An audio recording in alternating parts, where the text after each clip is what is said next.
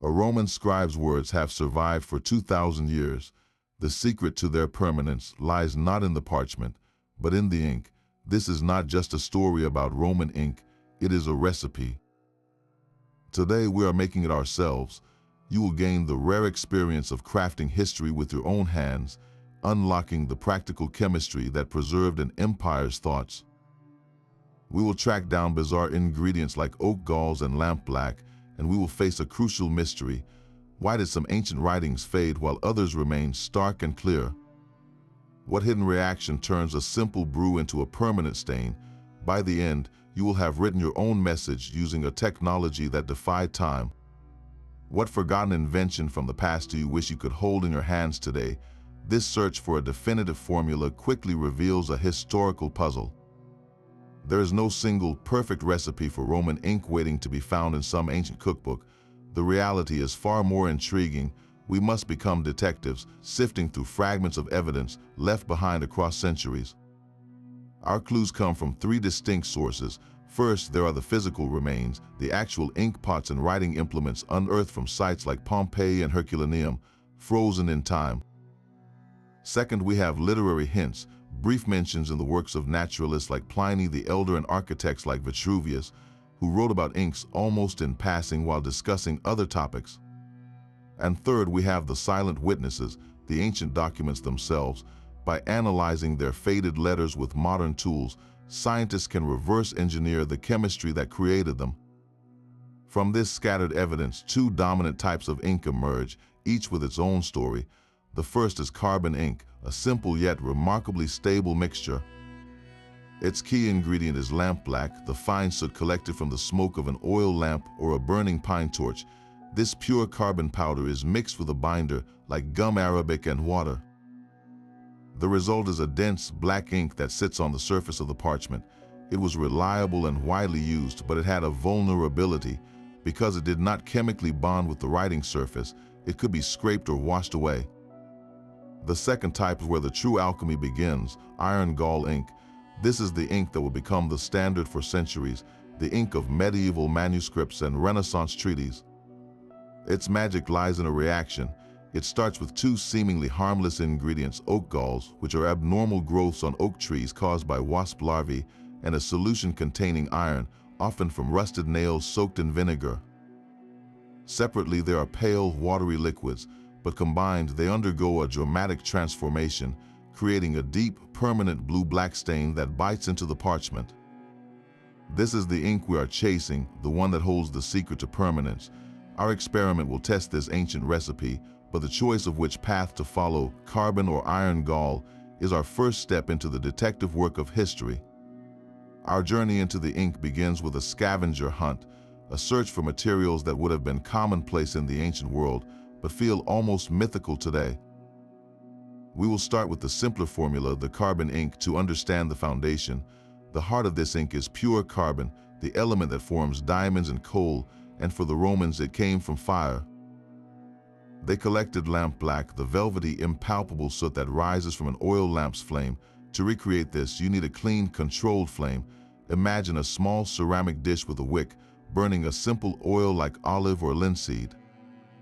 Above it, you suspend a cold, smooth surface, perhaps a ceramic tile or a sheet of metal. As the flame burns, it releases tiny particles of unburned carbon. These particles rise with the heat, only to strike the cold surface and stick, accumulating into a layer of fine black powder. This is not dirty ash, it is pigment in its purest form, each particle smaller than a grain of flour. The process requires patience and care, a quiet ritual of transformation from flame to substance. Once you have this soot, you cannot just mix it with water. It would repel the liquid, floating uselessly on the surface.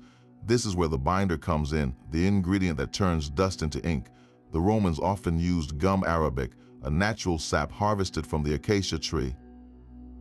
When dissolved in water, it creates a sticky, slightly viscous liquid.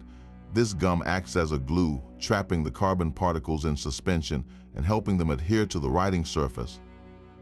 Sourcing gum arabic today is easy. It is still used in food and art, but finding the right soot, made the old way, connects you directly to the flickering light of a Roman scribe's lamp. This simple mixture of flame and sap is our starting point, the first tangible step in a 2,000-year-old process, but the true magic of Roman ink lies in its second, more complex recipe.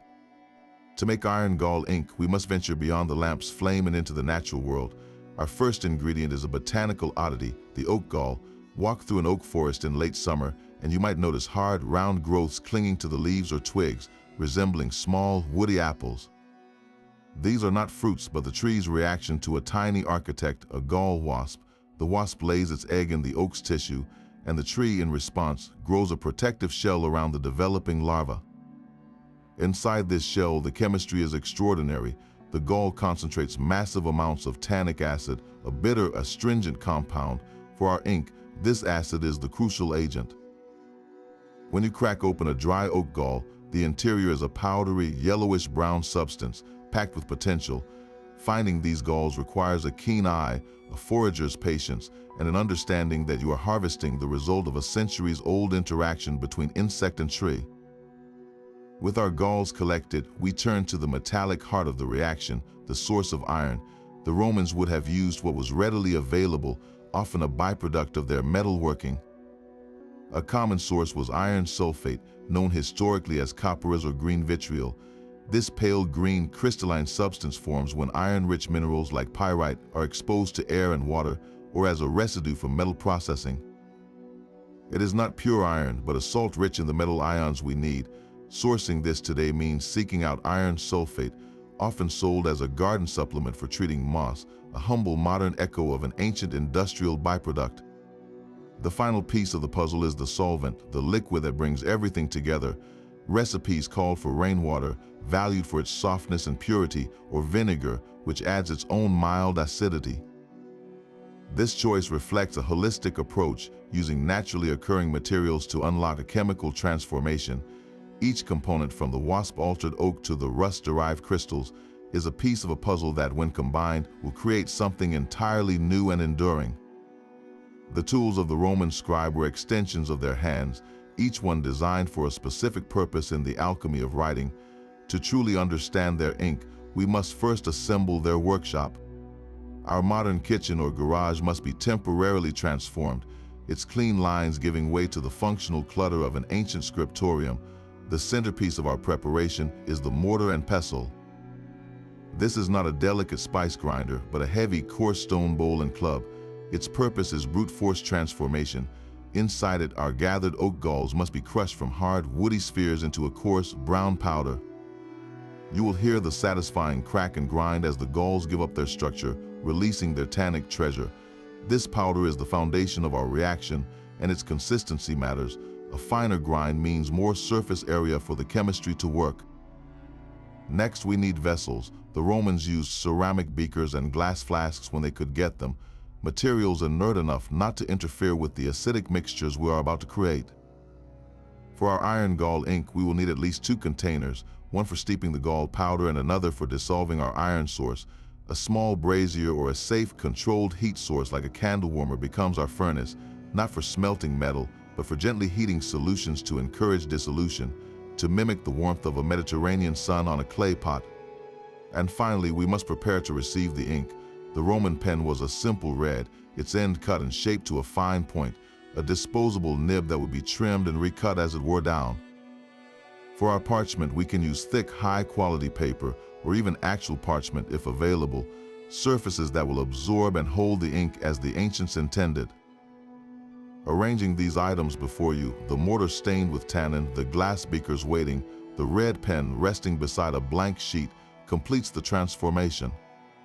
You are no longer just following a recipe, you are setting the stage for a 2,000-year-old performance, where every tool has a role to play in the drama of permanent mark-making.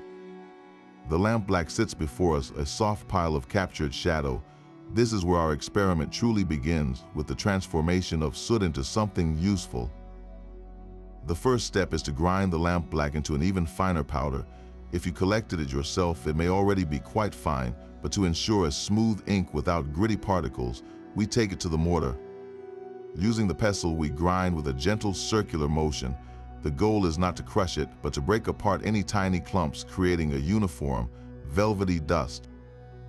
This process connects us to every ancient artisan who prepared their pigments, a quiet, meditative act of refinement. With our pigment ready, we turn to the binder.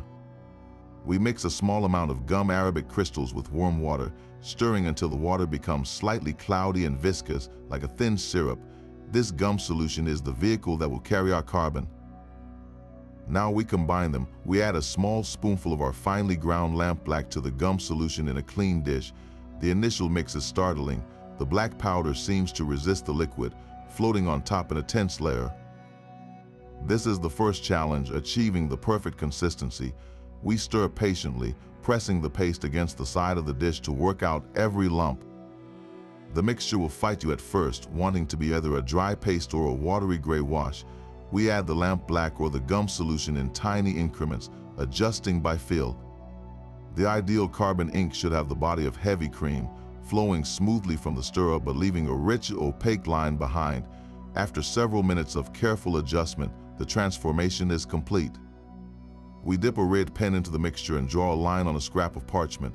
The result is a deep, matte black, intense and immediate. It lacks sheen, possessing a solemn, solid darkness. This is the ink of quick notes, of administrative records, of writings meant to be clear and bold. It works and it is beautiful in its simplicity, but as the line dries, we notice its vulnerability. It sits atop the surface, a layer of pigment glued in place. You can almost feel its impermanence, a testament waiting to be tested. That deep black line you just drew holds a secret of elemental simplicity. Carbon, the very heart of lampblack, is one of the most stable substances in our universe. Think of a diamond formed under immense pressure deep within the earth, its crystal structure a perfect lattice of carbon atoms locked in place. Or consider a piece of charcoal from a long-cooled fire, still black and solid after years. That is the magic of this element. Its atomic bonds are incredibly strong and resistant to change, especially from something as gentle as light. When sunlight or any light hits most pigments, the energy can break down their chemical structure, causing colors to fade and bleach over time. But carbon is different. It absorbs light across the spectrum, turning energy into a tiny amount of heat without degrading. This property, called light fastness, is why drawings made with charcoal in prehistoric caves are still visible today, and why our carbon ink line will remain stark and black for centuries, as long as the parchment itself survives. The carbon simply has no interest in reacting with the world around it. It prefers to stay exactly as it is, a permanent shadow, but stability alone is not enough for ink. If we just sprinkle dry soot onto parchment, the first breeze would blow it away. This is where the humble gum arabic performs its quiet miracle. Chemically, gum arabic is a complex sugar, a natural polymer harvested from the wounded bark of the acacia tree. When dissolved in water, its long, tangled molecules create a sticky, viscous solution. Now imagine each microscopic particle of our carbon soot as a tiny, smooth marble. If you toss marbles into plain water, they will eventually sink and clump together at the bottom. But if you stir those marbles into a pot of warm honey, they become suspended, trapped in the thick syrup. Gum arabic acts like that honey on a molecular scale. Its long molecules wrap around the carbon particles, preventing them from clumping together, a process we call keeping them in suspension. This gives the ink its smooth, even consistency, so every dip of the pen draws the same rich darkness. The gum's second job is adhesion. When you write, that sticky gum solution acts as a glue. It flows onto the parchment, and as the water evaporates, the gum arabic dries into a thin, transparent film, physically cementing the carbon particles to the writing surface. It is a beautifully simple system, one part providing eternal color, the other providing immediate grip. This partnership between inert carbon and active gum is a masterpiece of ancient practical chemistry, a solution that turned the smoke of a lamp into the words of an empire. With this understanding of our first ink, we are ready to confront the more volatile and dramatic chemistry waiting in our second set of ingredients. The carbon ink is a testament to stability, but the iron gall recipe promises transformation. We move from the soot of the lamp to the strange fruit of the oak, beginning our second, more alchemical experiment. The first step is to unlock the power held within the hard, round oak galls. Taking a handful of these dry, woody spheres, I place them into the heavy stone mortar. The first strike of the pestle delivers a satisfying crack, breaking the gall shell and revealing the soft, powdery, yellowish-brown heart inside. This is where the tannins are concentrated. With steady grinding motions, I reduce the galls to a coarse, fragrant powder, a process that fills the air with a dry, astringent scent like very strong tea leaves. This powder holds the key to our chemical reaction. We transfer it into a clean glass beaker.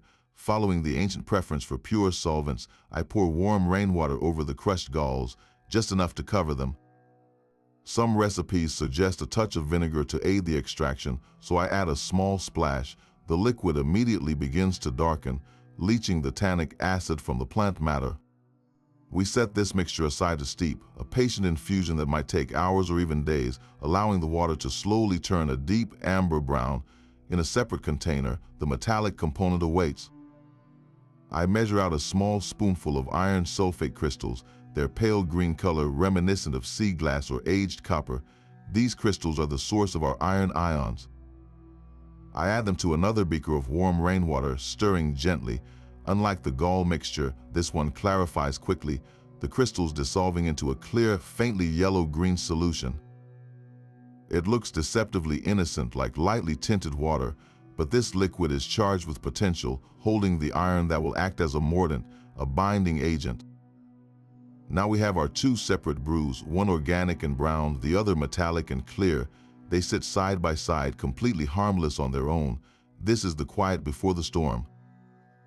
The knowledge of what comes next hangs in the air. We are about to combine two benign liquids and witness a fundamental change, the birth of a color through chemistry. The suspense is not just theatrical, it is chemical. With both solutions ready, the moment of mixing approaches, where clear yellow and pale brown will vanish, replaced by something profound and permanent. The moment of truth arrives with two simple liquids. I pour the clear yellow-green iron solution into the beaker holding the dark amber tannin brew. At first, nothing dramatic happens. The mixture swirls into a murky, unimpressive gray, like dirty dishwater. It seems almost disappointing, but then as I gently swirl the glass, the transformation begins. The gray deepens, taking on a bluish tint, then a purplish hue, like a bruise forming in reverse. Within seconds, the entire solution settles into a deep, rich purplish black, the color of a stormy twilight sky. It is a genuinely magical shift, a clear demonstration that something entirely new has been born from this union. This is not just mixing paints, it is a fundamental chemical reaction. The tannic acid molecules from the oak galls are seeking out the iron ions from the dissolved crystals. When they meet, they form a new, incredibly stable compound called ferric tannate. Think of it as a molecular handshake, a bond so strong it creates a complex that is virtually insoluble in water. This is the genius of the formula. Initially, the ink flows onto the parchment as a soluble, pale mixture, but as it dries and is exposed to the oxygen in the air, the reaction completes and the insoluble ferric tannate pigment precipitates out, forming microscopic particles that embed themselves into the very fibers of the writing surface. The Romans, without knowing atomic theory, mastered this process. They harnessed a simple double displacement reaction, one of the most basic principles of chemistry, to create a stain that time itself struggles to erase. They turned the defensive chemistry of an oak tree and the rust of common iron into the permanent memory of their civilization. Watching the ink darken in the glass, you are witnessing the same silent alchemy that a scribe in Pompeii would have seen. The moment a temporary brew became a mark for the ages. Our newly mixed ink sits in its jar, a deep purplish black pool of potential, but its journey is not yet complete. There is a final, critical step that cannot be rushed, a period of quiet maturation that the Romans understood well. This ink must age. Unlike our carbon ink, which was ready the moment we mixed it, iron gall ink is a living chemistry. When first combined, the reaction between the tannins and iron is only beginning. Over the course of days and weeks, exposed to the air in its container, the solution continues to darken and stabilize.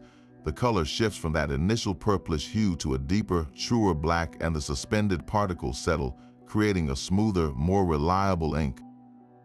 We carefully label our jar and set it in a cool, dark place, beginning a waiting game that tests modern impatience against ancient wisdom. This period of aging was a known and respected part of the scribe's craft.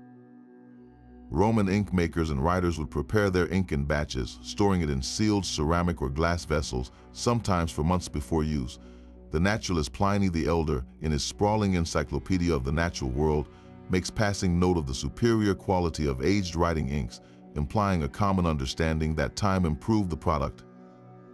Storage was key. A well-sealed container prevented evaporation, which could thicken the ink into a sludge, and it also controlled the exposure to air, allowing the slow, steady oxidation that deepened the color without causing premature precipitation inside the jar. Some recipes even called for additives like wine or gum arabic to be mixed in after the initial aging, further refining the ink's flow and consistency before it ever touched a red pen. This practice transforms ink making from a simple recipe into a form of cultivation. You are not just mixing ingredients, you are creating an environment where a chemical process can reach its full potential, much like aging a wine or curing a cheese. The scribe planning a major work, a legal contract or a literary scroll, would ensure his ink supply was prepared well in advance, a logistical step as important as sourcing the parchment itself. While our ink quietly transforms in its jar, we can consider the scale of this operation in the ancient world. Think of the scriptorium of a large villa or a government office in Rome. It would not have a single ink pot, but shelves holding rows of these aging vessels, each batch marked with its date of creation. An apprentice's duty might include regularly checking and gently stirring these stores, ensuring consistency.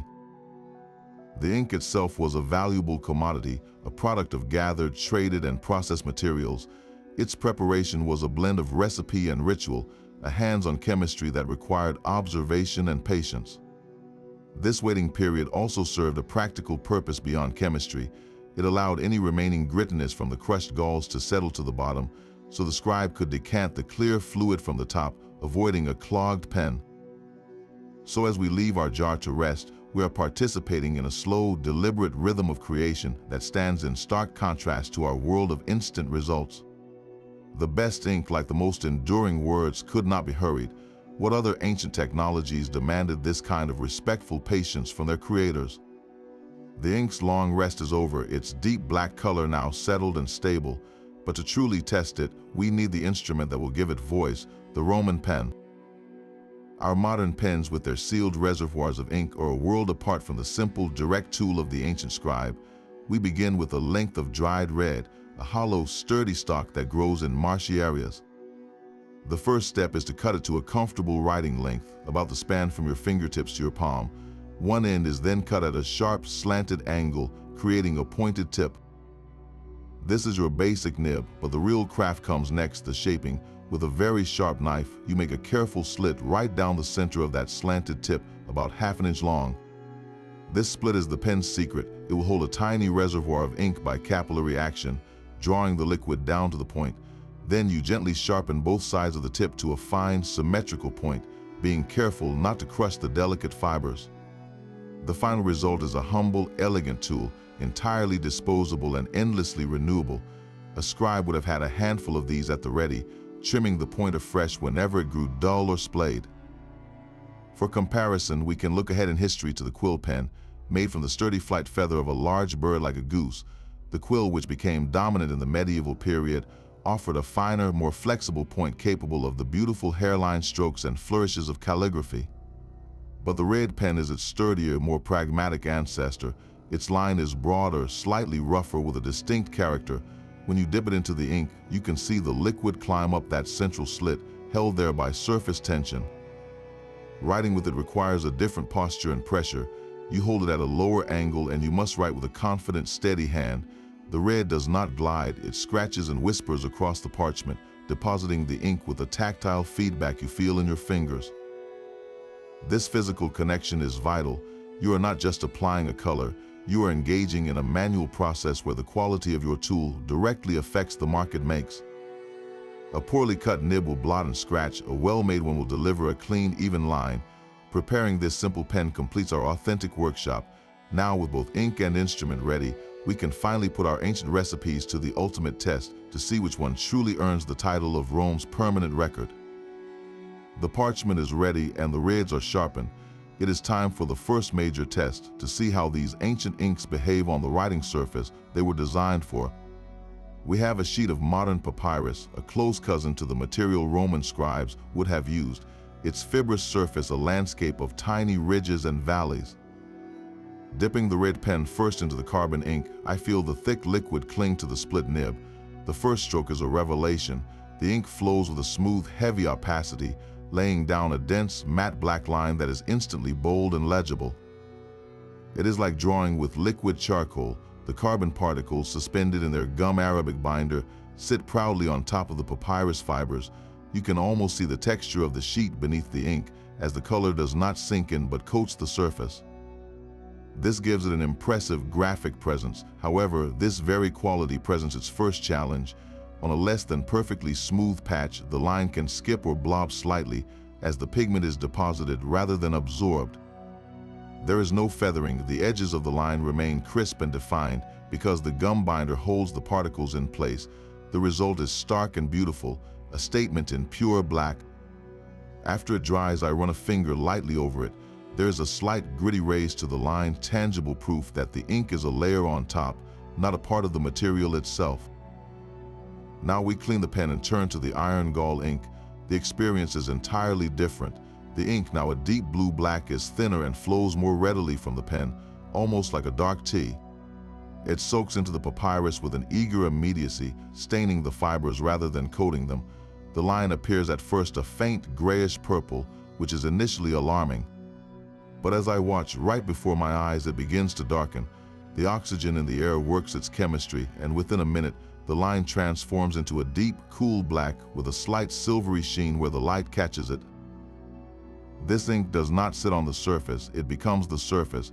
There is no raised texture to feel, only a slight crispness in the paper where the acidic ink has slightly altered the fibers. I write the same phrase with both inks side by side. The carbon ink is a bold, immediate declaration. The iron gall ink is a subtle, penetrating stain that gains strength with time. Placed together, they tell two different stories of permanence, one physical and one chemical. One shouts from the page, the other whispers from within it. Seeing them both dry on the ancient material, we have our first tangible result, but the true test of these recipes lies not in their fresh beauty, but in their endurance. What happens when these marks face the trials they were designed to survive? Papyrus was a common surface, but for truly important documents, the Romans often turned to a more refined material. Parchment made from the carefully prepared skin of a sheep or goat offers a completely different landscape for ink. Its surface is smoother, less fibrous, and far less absorbent than papyrus, almost like a very fine, creamy leather. To continue our experiment, we prepare a piece of modern parchment, feeling its unique texture under our fingers, cool and slightly waxy. This is the surface that would have carried imperial decrees, legal contracts, and cherished literary works. Dipping the red pen back into the carbon ink, we draw a line. The difference is immediate. On the slick parchment, the carbon ink's thick, pigment-heavy nature becomes a slight disadvantage. The line goes down with that same bold opacity, but it dries more slowly, and because it cannot sink in, it remains vulnerable. A stray swipe of a damp finger, even hours later, can smudge the line, lifting the gum-bound pigment right off the page. The ink sits on the parchment like paint on glass, visually striking but physically precarious. Now we test the iron gall ink. The thin, dark fluid flows onto the smooth surface with ease. Instead of beating up or sitting on top, it seems to grab hold, staining the parchment instantly. We watch the same color transformation from pale gray purple to deep black, but here the final result is even more dramatic. The line is sharp, crisp, and possesses a slight gloss. More importantly, once it dries, it is part of the material itself. Rubbing a finger firmly across it produces no smudge, no lift, only the faint texture of the parchment. The acidic ink has not just stained the surface, it has reacted with it, creating a bond that is both chemical and physical. This performance on parchment reveals the likely preferences of a Roman scribe. For everyday notes, temporary records, or anything written on cheaper, more absorbent papyrus, the simple carbon ink was perfectly serviceable, quick to make and bold to read. But for a document meant to last, a contract that must survive handling, a law that must endure for generations, or a literary work intended for the ages, iron gall ink was the clear choice. Its ability to bite into the smooth, durable surface of parchment made it tamper-resistant and incredibly permanent. A scribe could scrape away carbon ink to make a correction, but erasing iron gall ink would require scraping away the very skin of the parchment. This practical test shows us that the choice of ink was never arbitrary. It was a deliberate decision based on the document's purpose and desired legacy, a marriage of chemistry and material science that ensured some words would never fade. The true test of an ink lies not in its beauty but in its defiance. We have written our lines and now we must challenge them. Our first experiment is a simple, brutal one: water. We take an eyedropper and draw up a bead of clean water, holding it over our parchment where the two inks have dried side by side. For the carbon ink, the bold black line we admired just moments ago, the result is immediate and dramatic. The water droplet touches the surface and almost as if by magnetism, the black pigment begins to wick away from the line. A grayish halo bleeds out into the damp parchment, and with the gentlest touch of a finger, the entire smudge lifts and spreads, turning into a murky, indistinct shadow. The line is not just blurred, it is actively being washed away. The science here is straightforward. The carbon particles are held to the parchment only by the dried gum arabic binder, which is itself water-soluble. When water returns, it reactivates that glue, dissolving the bond and allowing the trapped pigment to float free. For a Roman document, this was a critical vulnerability. A spilled cup of wine, a sudden rain shower on an open-air document, even the damp hands of a writer could degrade or destroy the writing. This ink demanded careful handling and storage, a technology preserved only through constant protection. Now we move the dropper over to the iron gall line. We release an identical bit of water directly onto the dark, crisp stroke. The water pools on the parchment surface, beating up slightly, but the black line beneath it remains perfectly sharp and defined.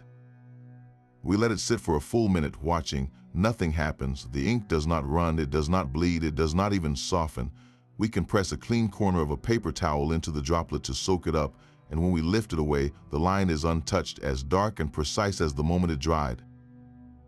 This is the power of the chemical bond. The iron gall ink is not a layer on the parchment, it is a transformation of it. The ferric tannate complex formed is insoluble in water, a permanent stain locked into the very fibers. The water has nothing to dissolve, no glue to reactivate. It simply encounters a part of the material that has been permanently altered, and it moves on. For the Romans, this property was a shield against accident and time. A tax record stored in a damp cellar, a military dispatch caught in a storm, a love letter read with tearful hands, all could survive their encounters with moisture because the words were no longer applied, they were embedded. This single property, water resistance, may have decided which contracts were honored and which histories were preserved.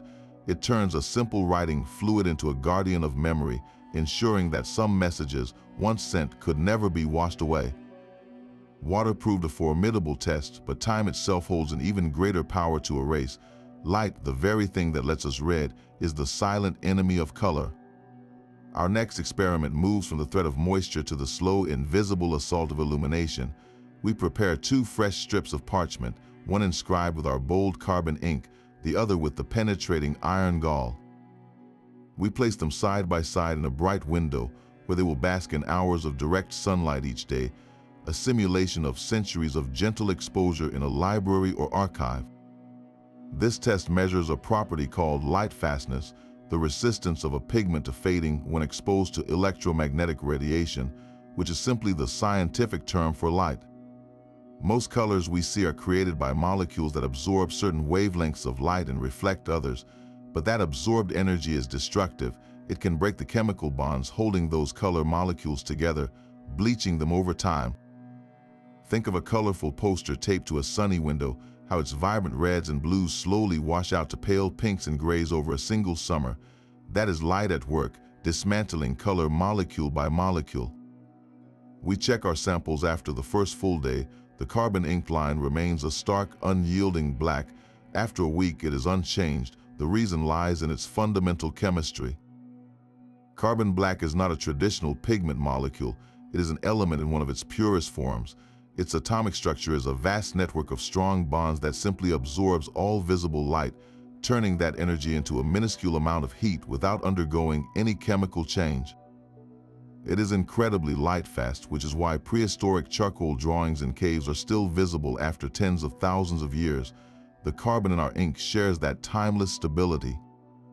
The iron gall ink, however, tells a more complex story. Initially, its line is a deep, cool black, but under sustained light, a subtle shift begins. After several days, a keen observer might notice the black taking on a very slight brownish tone, like aged leather.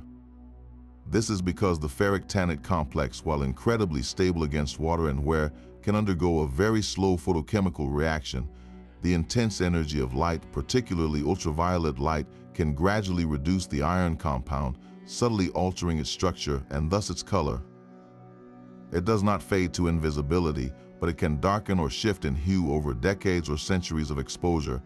This single property of light fastness solves a historical mystery. It explains why some ancient texts, particularly those written with high-quality carbon inks on well-stored papyrus, remain shockingly legible. Their words are literally made of a material that sunlight cannot defeat. Conversely, it explains the characteristic look of many medieval manuscripts written with iron gall ink. The pages may be stained brown, and the writing itself might appear a deep sepia or brownish black, a testament to centuries of gentle light slowly aging the ink. The iron gall ink won the battle against water and tampering, securing the legal and literary foundation of empires, but the humble carbon ink, made from soot and sap, wins the war against the sun, preserving messages in a black that refuses to yield to the dawn.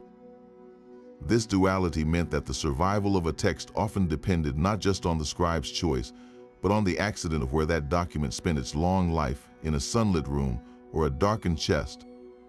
Black ink was the workhorse of the Roman scriptorium, but the written world held more color than we might assume. For emphasis, for beauty, and for sheer bureaucratic clarity, scribes and artists reached for a vibrant palette beyond the deep tones of carbon and iron gall. The most striking alternative was red, a color reserved for power and importance. In official documents, the opening lines, often the names of emperors or the titles of laws, were frequently written in a brilliant vermilion red. This was not a dye, but a pigment made from minerals. Two sources were common. The first was cinnabar, a stunning red mercury sulfide mine with great effort in Spain, making it expensive and prestigious. The second, more affordable option was minium, a red lead oxide. These pigments were ground finely and mixed with a binder like gum arabic or egg white to create a rich, opaque red ink that stood out dramatically against the black text. Its use was practical, guiding the reader's eye to key sections, but also symbolic, echoing the purple borders on a senator's toga or the red used in ceremonial decorations. Evidence suggests even rarer colors made appearances. Traces of blue, likely from crushed azurite or Egyptian blue, and green from malachite, have been identified in illustrated manuscripts and on more elaborate documents. These were almost certainly the domain of artists and luxury book producers, adding visual splendor to a text. To truly appreciate this spectrum, let's create a simple red ink that any Roman scribe might have used for a heading. We turn to a far more common and earthy pigment, red ochre. This is nothing more than iron oxide, the same compound that gives rust its color, found naturally in clay deposits. Taking a small lump of raw red ochre, I place it in the mortar and grind it relentlessly. The stone pestle crushes it into a fine brick red powder. This powder is then mixed with a small amount of water and gum arabic, stirred into a thick, paint-like paste. Dipping a red pen into it, I draw a line next to our black inks. The result is a warm, rusty red, matte and solid. It lacks the fiery brilliance of costly cinnabar, but it possesses a humble, earthy beauty. This simple ochre ink represents the accessible end of the Roman color palette, a tool for a village clerk making a heading on a tax record, or an artist sketching an initial capital letter. It completes the picture. The Roman page was not a monochrome field. It was a structured, hierarchical space where color conveyed meaning at a glance. Black ink carried the message, but red ink shouted the headline, and on special occasions, blues and greens sang of wealth and artistry. This layered use of color transformed writing from mere recording into a visual and intellectual experience, a code of importance embedded in the very hues of the words. The ink itself is only part of the story, a liquid waiting for its moment. To truly write, a Roman scribe needed a small, portable world of tools, each one solving a specific problem in the delicate act of putting words to a surface. Let us examine the heart of this portable world, the inkwell, recovered from sites across the empire. These small vessels were masterpieces of simple, thoughtful design. A common type was a simple ceramic cup, unglazed on the inside to help prevent the ink from sliding off the red pen too quickly, but many, especially those meant for travel or important work, came with a critical feature, a lid.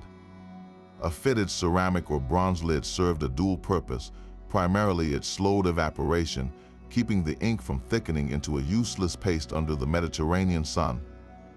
Just as importantly, it acted as a shield against dust, insects, and other contaminants that could ruin a batch of carefully prepared ink. Some bronze inkwells were even works of art, decorated with intricate engravings or shaped like miniature urns, a statement of the writer's status. For the scribe on the move, perhaps a military clerk or a merchant, a sealed inkwell was as essential as the pen itself, a tiny fortress protecting the precious fluid within. But the scribe's kit held more than just ink. Close at hand was the pen knife, a small, sharp blade with a very specific job. After a few lines of writing, the tip of a red pen would begin to splay and fray, losing its fine point.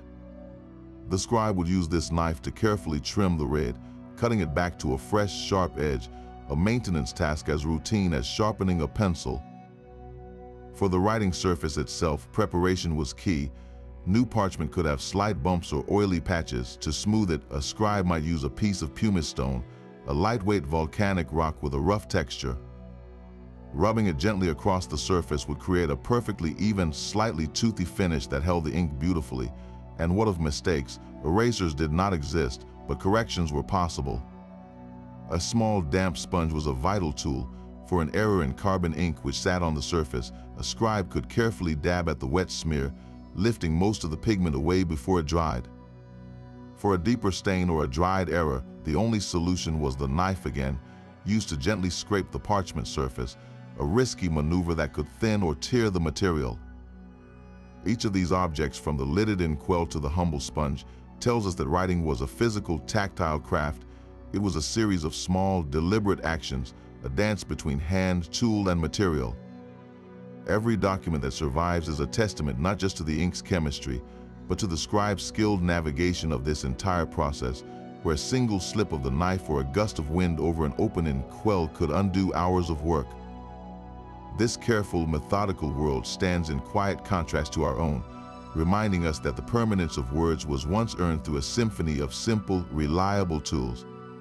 Our journey through recipes and chemistry finds its ultimate validation in the silent testimony of objects scattered across the former empire, buried in volcanic ash and river mud, are the actual tools that held these inks. In the ruins of Pompeii, archaeologists have unearthed small, elegant bronze inkwells, some still resting on writing tables where they were left on that fateful day in August of the year 79. These are not replicas, but the very vessels a Roman hand would have reached for. Their design is telling. Many feature a secure, screw-on lid, a practical solution to prevent the precious contents from spilling or evaporating. At the fort of Vindolanda on Hadrian's Wall in northern Britain, a different kind of treasure emerged from the damp, anaerobic soil, thin wooden writing tablets. On these, the cursive script of Roman soldiers and their families remained startlingly clear, but the ink itself left more than just stains. In the city of London, during excavations for modern buildings, a simple ceramic ink pot was found. It looked unremarkable, a small, dirty cup, but inside, caked to its walls, was a dark, crusty residue. This is where modern science enters the story, turning archaeology into forensic evidence. Researchers carefully scraped microscopic samples from these ancient containers and subjected them to chemical analysis using techniques like spectroscopy. The results were definitive. The residues contained clear molecular signatures of carbon, confirming the use of lampblack, and in other samples, they found the unmistakable iron tannate complex, the fingerprint of iron gall ink. This scientific detective work proves our experiment is not just a theoretical exercise. We are following a trail blazed 2,000 years ago, confirmed by the very molecules left behind in a pot. The carbon ink we made from soot and gum, the dramatic color change we witnessed from oak galls and iron, these are not guesses. They are processes verified by the silent chemistry clinging to artifacts from Pompeii to the edge of the known world. This physical evidence closes the loop, connecting our hands-on recreation directly to the hands of the Romans themselves. Their ink is no longer a mystery described in texts, but a tangible substance we can analyze, understand, and even recreate. The next time you see a photograph of a Roman inkwell, remember it is not just an empty pot, it is a time capsule that held a liquid thought, and science has now read its recipe. The silent chemistry in those ink pots speaks, but the words themselves shout. At the edge of the Roman Empire, where the damp mists of northern Britain would seem to dissolve history, one of the most vivid collections of Roman writing was miraculously preserved. The place is Vindolanda, a fort just south of Hadrian's Wall. For decades, archaeologists have excavated its waterlogged, oxygen-poor soil, a perfect environment for preserving organic materials that would normally rot away. There they found thin slices of wood about the size of a modern postcard, smoothed and folded in on themselves to form tiny, secret notebooks. These are the Vindolanda tablets. What makes them extraordinary is not just their survival, but what is written on them. The ink is a stark, brownish black, and the handwriting is a rapid, cursive script. These are not imperial decrees or great works of literature. They are the stuff of daily life frozen in time. We have an invitation to a birthday party from one officer's wife to another, asking her to come and make the day more enjoyable. We have a request for more beer, noting the local brew is particularly awful. We have a poignant letter home from a soldier, asking for socks, sandals, and underpants to be sent to the cold frontier. We have military strength reports, lists of supplies, and casual notes between friends. This is the unedited human voice of the Roman army, chatting across 2 millennia. The agent of this preservation is our iron gall ink. The damp soil that threatened to destroy the delicate would actually safeguard the writing. In that consistently wet, anaerobic environment, the chemical transformation of the ink was halted in a perfect state. The iron tannate complex bit into the surface of the wood, creating a permanent stain that the centuries could not wash out. Even as the wood itself darkened and became fragile, the writing remained, a ghostly negative image etched into the grain. When discovered, the tablets often look like little more than dirty, warped slivers, but under the careful application of infrared photography, a modern technological magic, the faded ink leaps back into contrast, revealing every graceful curve and hasty scratch of the red pen. This is the ultimate validation of our experiment. The ink we brewed from oak galls and iron sulfate is the same substance that carried a birthday invitation across a fort nearly 2,000 years ago. It proves that this technology was not confined to the dry libraries of Rome or the sun-baked villas of Pompeii. It was robust enough for the frontier, trusted by a soldier scribbling a request for warm clothes to his family. The Vindolanda tablets are more than historical documents. They are a direct conversation, made possible because a simple, clever ink refused to disappear. The birthday invitation from Vindolanda is perfectly legible, but its very clarity raises new puzzles. For all we have recreated, significant gaps remain in our understanding of Roman ink. Our knowledge is built on fragments, and those fragments leave us with tantalizing, unanswered questions. For instance, many medieval recipes for iron gall ink include surprising additives, things like honey, wine, or even pomegranate rind. Did the Romans use these too? A drop of honey could have acted as a humectant, keeping the ink from drying out too quickly in the inkwell.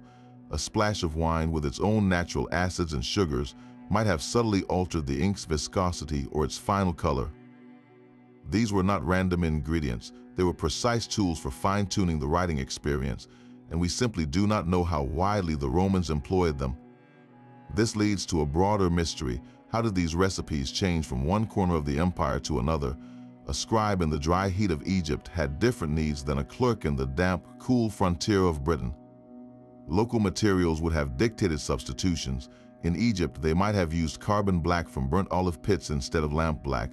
In a region without large oak forests, alternative sources of tannins like pomegranate skins or sumac could have been pressed into service. The Roman ink we talk about was likely not one single formula, but a family of related recipes, each adapted to its environment, each with its own local character. This is where the work continues today, far beyond the mortar and pestle. In laboratories around the world, scientists are using tools like mass spectrometry and X-ray fluorescence to perform non-destructive analyses on priceless documents. They can map the precise elemental composition of a single letter, detecting trace amounts of copper, lead, or other metals that hint at a scribe's secret ingredient or a particular original source.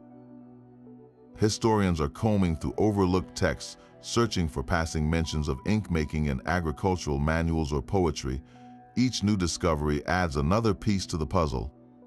The story of Roman ink is not a closed book, it is an ongoing investigation. Every time we look at a faded manuscript, we are not just seeing words, we are looking at a complex chemical signature, a message about trade, environment, and craft waiting to be fully decoded. What other subtle variations in their daily technologies might reveal hidden maps of the ancient world?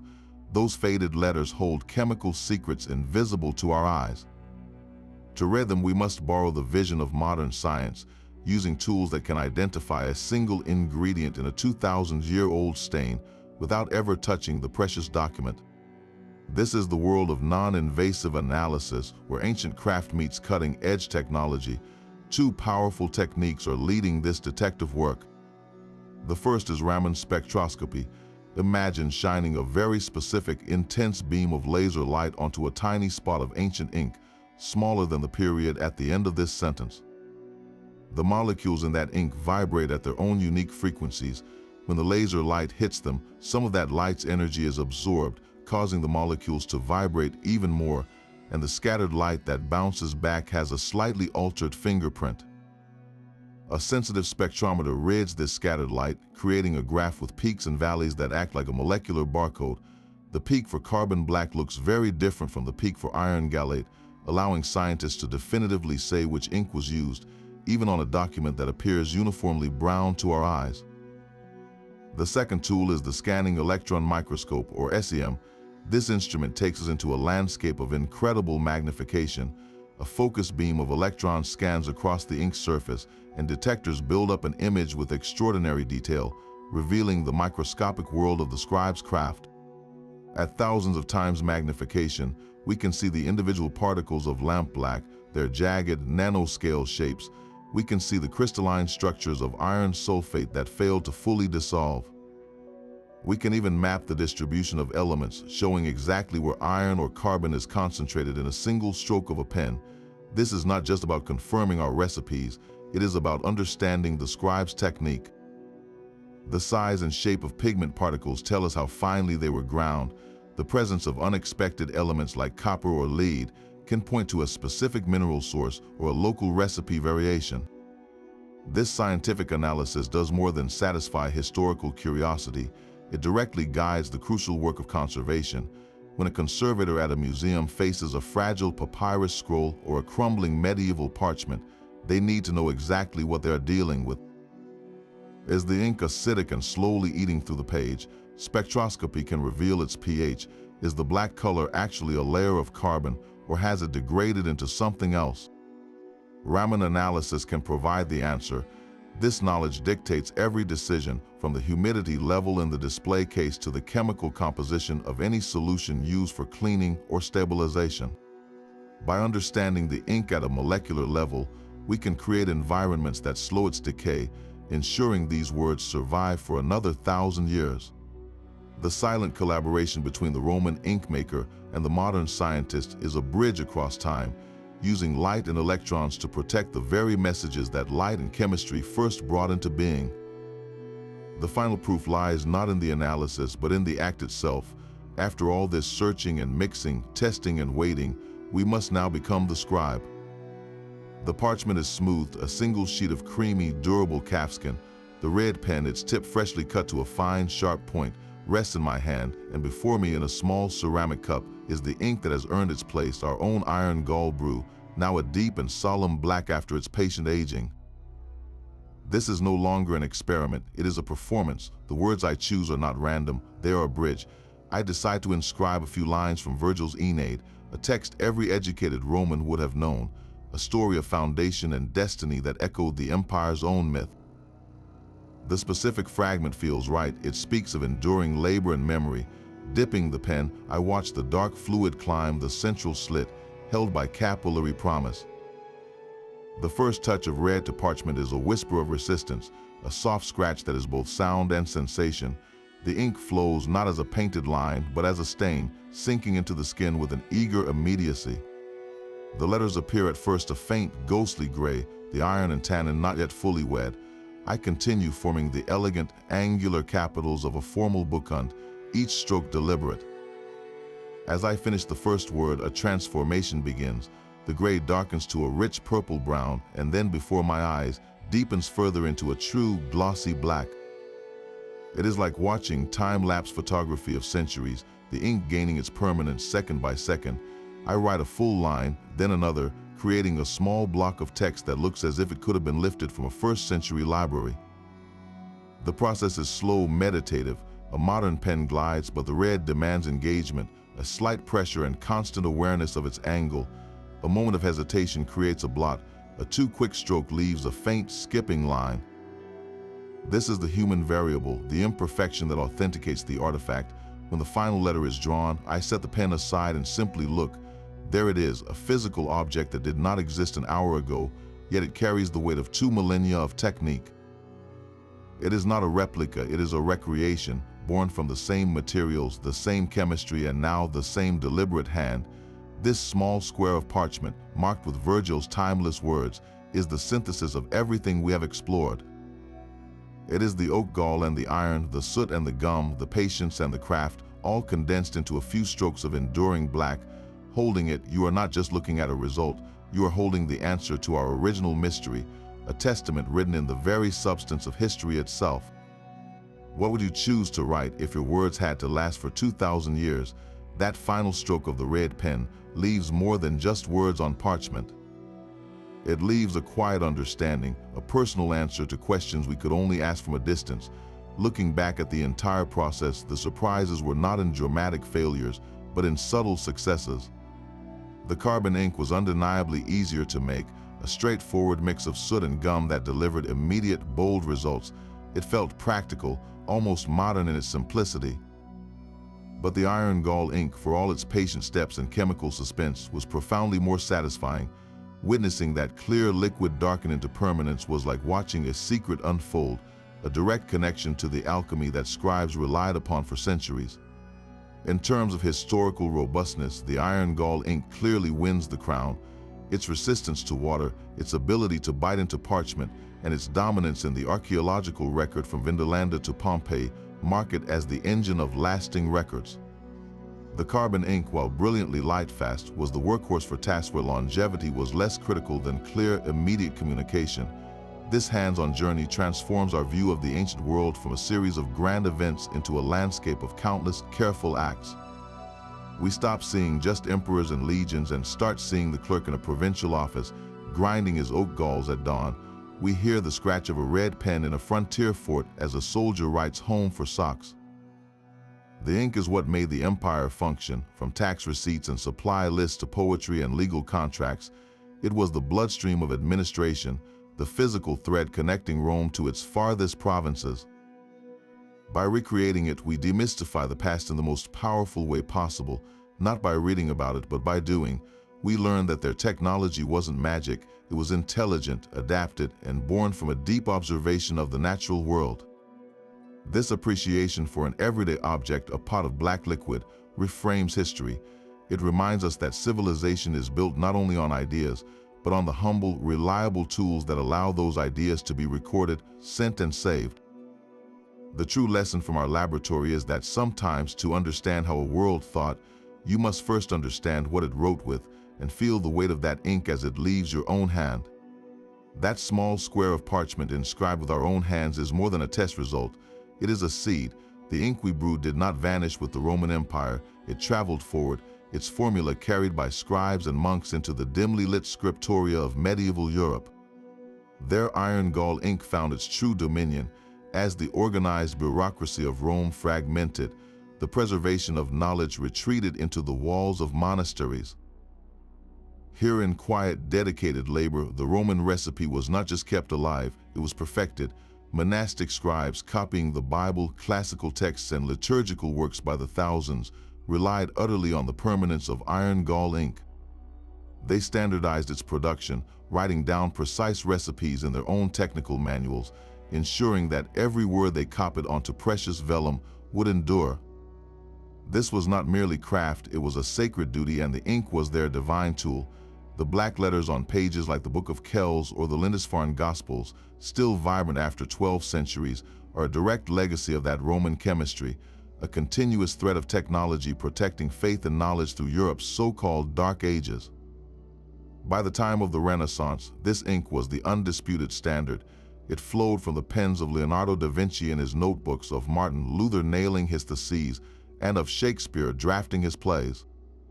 Every major contract, every scientific treatise, every revolutionary idea that shaped the modern Western world was quite literally written in the descendant of Roman ink. Our simple experiment with oak galls and rust connects us to that unbroken chain. When we stirred those two liquids and watched them darken, we participated in the same fundamental act that preserved Roman law, medieval theology, and Renaissance humanism.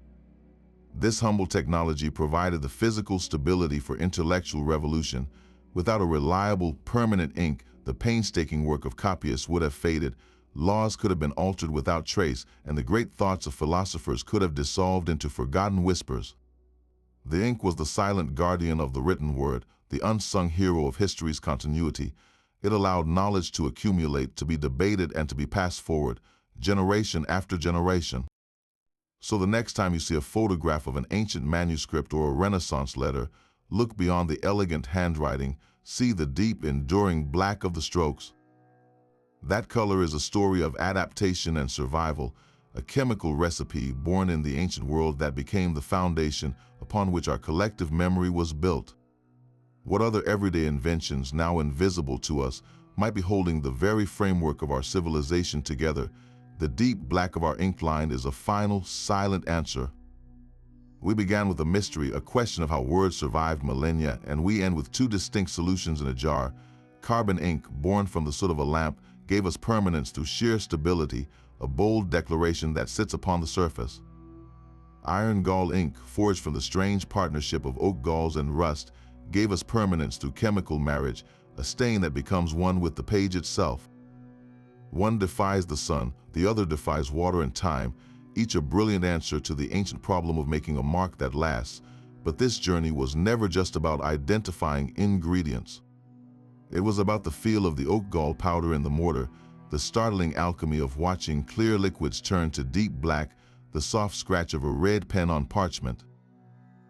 History, we discovered, is not a list of distant dates and famous battles. It is the tangible, often messy, and profoundly ingenious work of everyday people. It is the scribe in a lamplit room, patiently grinding his pigments.